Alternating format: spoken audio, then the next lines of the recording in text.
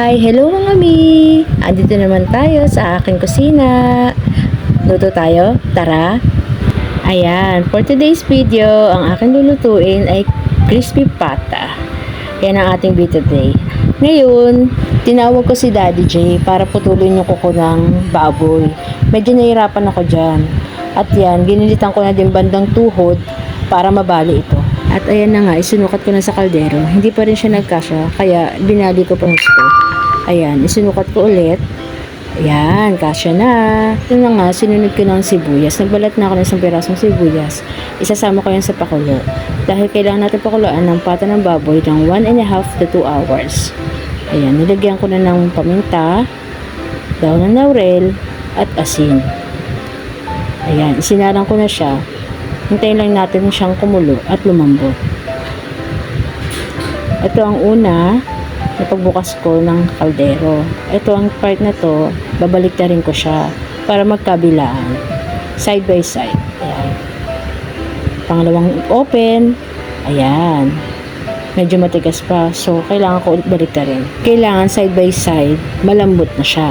Ayan. Pinapin ko ulit. Hinalo-halo ko. Ayan. Diba? Ang sarap ng tignan. Ayan, pakulo pa lang yan. Masarap na. Ayan, tinusok ko ng tinidor para lumambot siya side by side. Yan, tinusok-tusok ko lang. Ayan. Ayan, haluin natin ulit. Okay na.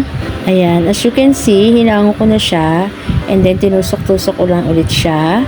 Ayan, side by side. Ayan, sa kabilang side naman.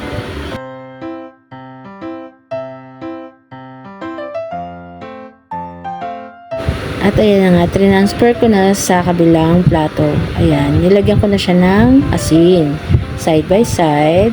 Ito ay para pampakrispy ng balat. Ayan.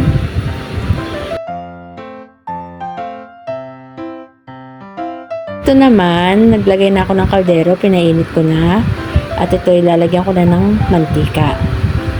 Ready na para sa ating pagprito. Ayan, ready na ating mantika. Mainit na siya. At isasalang ko na ang ating pata.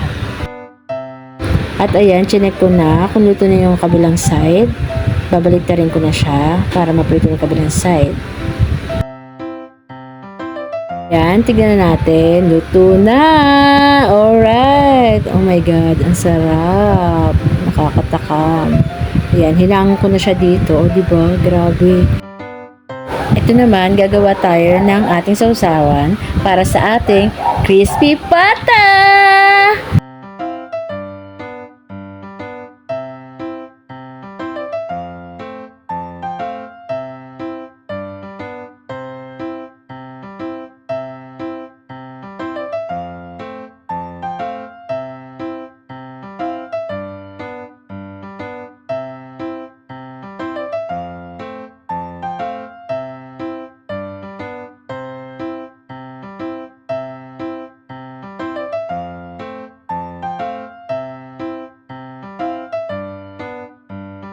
Let's go! Sound check tayo mga mi!